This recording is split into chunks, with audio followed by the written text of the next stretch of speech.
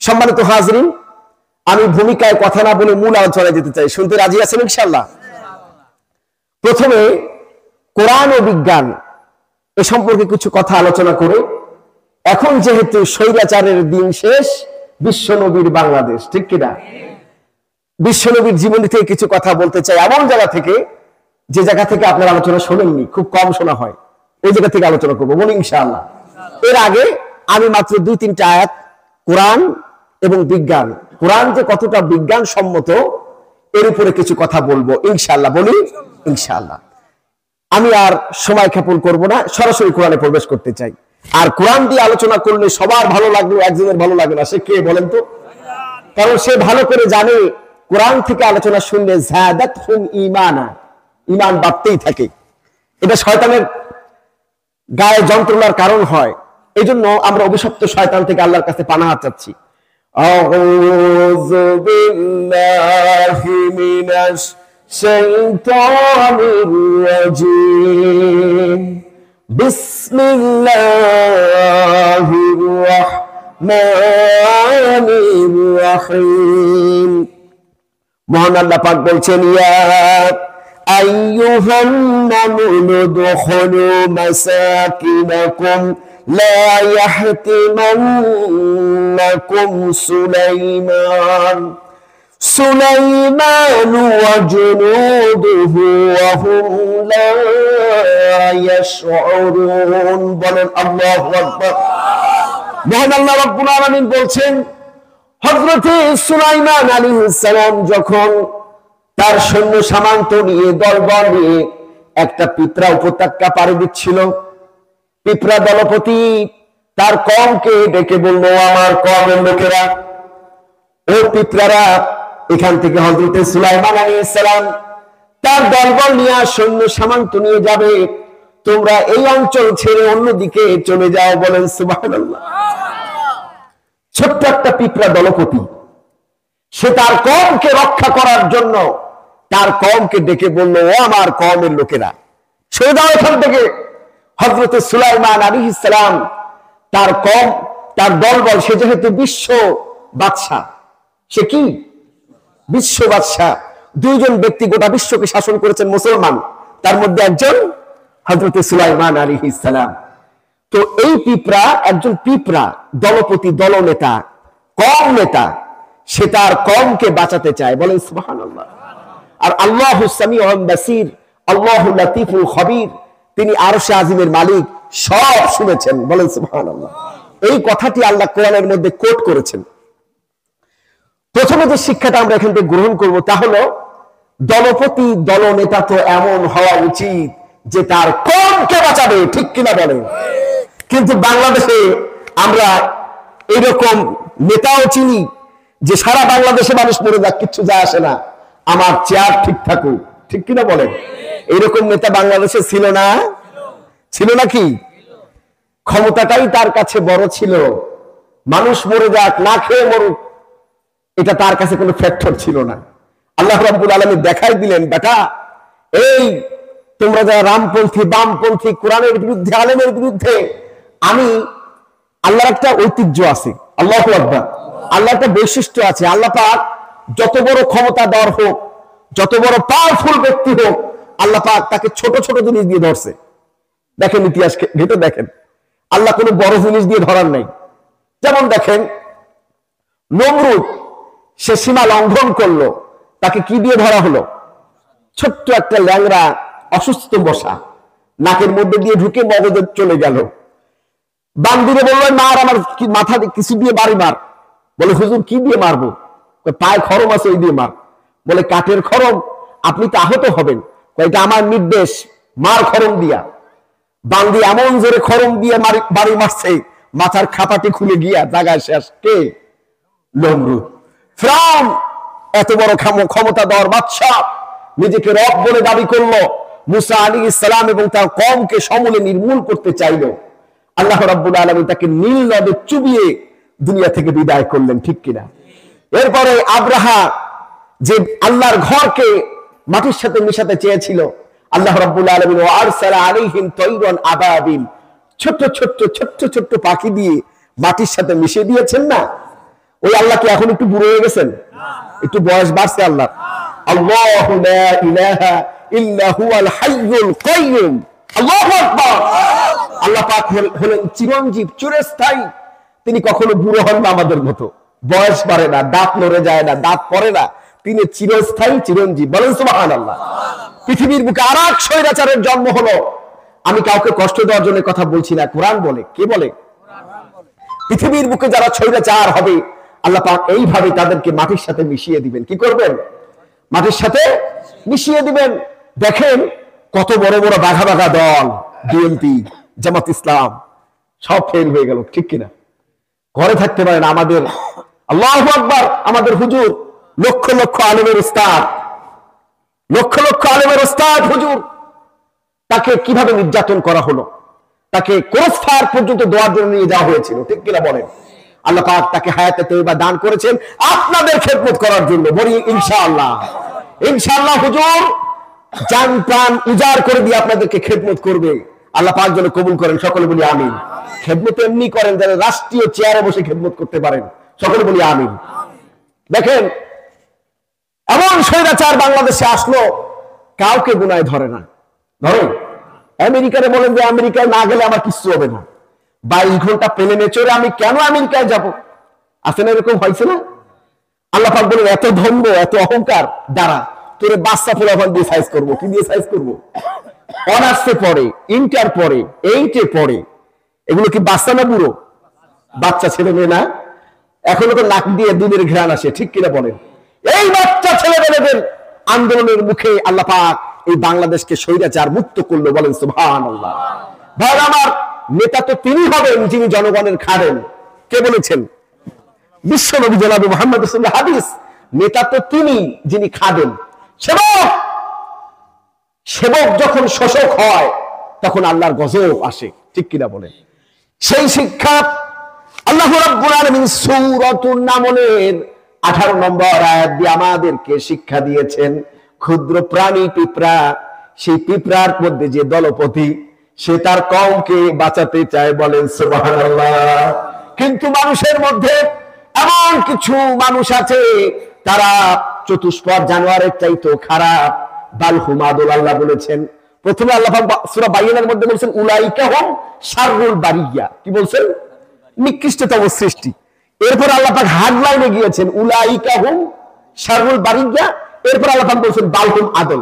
অন্য আয়াতে বলছেন যে এগুলো এত খারাপ, চতুষ্পদ জানোয়ারের চাইতেও মানুষ খারাপ হয়ে যায়। কারা বলেন তো? যারা আল্লাহকে ভুলে যায়। আল্লাহর ভয় যাদের অন্তরের মধ্যে না থাকে, তারা সব কিছু করতে পারে, ঠিক কিনা বলেন? ভাইরা আমার, বাবাজিরা আমার, এই আয়াতটি আল্লাহ রাব্বুল আলামিন কোরআনের মধ্যে দিলেন। এই আয়াত নিয়ে কাফের বেঈমানেরা প্রশ্ন তুলল যে পিঁপড়া আবার কথা বলে। এই কথা আবার আল্লাহ পাক আরশে আযীম থেকে শুনেছেন। এই প্রশ্ন করলো কারা? কাফের বেঈমানেরা। এই প্রশ্নের জবাব আরেক খ্রিস্টান বিজ্ঞানী দিয়েছেন। এগুলো আমার যখন ইসলামিক স্টাডিজ আমি মাস্টার্স করেছি, এই মাস্টার্সের বই থেকে এগুলো আমি কোট করেছি, কোরআন এবং বিজ্ঞান। আল্লাহু আকবার। জার্মানির আইফেল বিশ্ববিদ্যালয়ের গবেষক, নাম অধ্যাপক উইলি শ্রাইবার, সে তার ডিপার্টমেন্টের অন্যান্য শিক্ষকদের নিয়ে পিঁপড়ার উপরে একটা গবেষণা করছে এই আয়াতের উপরে। যেহেতু পিঁপড়া তার দলকে, তার কওমকে সতর্ক করে তাদের জীবন নাশ হওয়া থেকে রক্ষা করেছে, এটা আল্লাহ কোরআনে বলছে।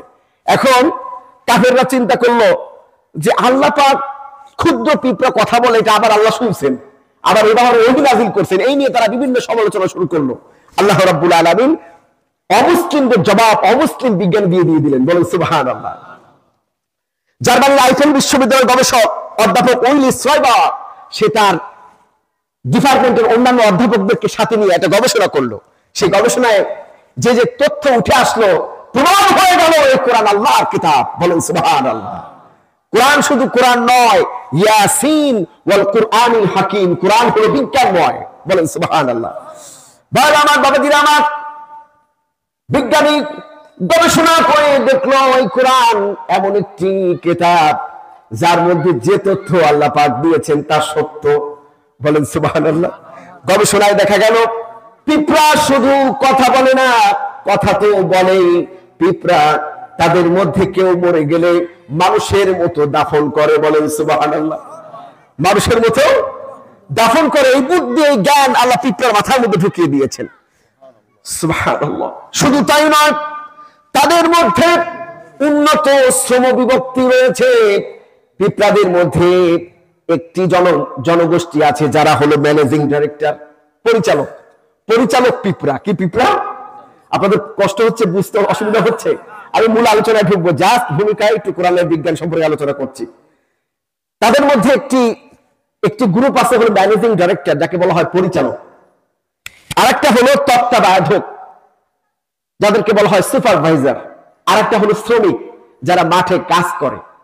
এই তিন ধরনের শ্রম বিভক্তি তাদের মধ্যে রয়েছে। শুধু কি তাই, গবেষণা উঠে এসেছে তারা গল্পের জন্য কোনো সময় একসাথে বসে। যেমন আমরা এই যে পাশে ভাটকালি বাজার, ওখানে আমরা গবেষণা করি না, গল্প করি না? বসেন না আপনারা? চায়ের দোকানে বসে গল্প করেন না? ঠিক এইভাবে পিঁপড়ারা গবেষণা করে, গল্প করে, বলেন সুবহানাল্লাহ। শুধু তাই নয়, তাদের মধ্যে একে অপরের মধ্যে যোগাযোগের মাধ্যম রয়েছে।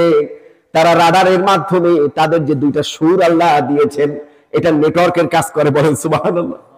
এই যে টাওয়ার সিস্টেম, এটা বিজ্ঞানীরা কোথায় পেল? এই পিঁপড়ে গবেষণা করে পেল যে এরকম অ্যান্টিনা থাকলে এক অ্যান্টিনা আর একটা অ্যান্টিনায় যোগাযোগ করা যেতে পারে, বলেন সুবহানাল্লাহ। তো জার্মানির ওই আইফেল বিশ্ববিদ্যালয়ের অধ্যাপক তিনি গবেষণা করে বের করছেন যে তাদের মধ্যে যে সুর আছে, এটা অ্যান্টিনার কাজ করে, একে অপরের যোগাযোগ তারা রক্ষা করে, বলেন সুবহানাল্লাহ।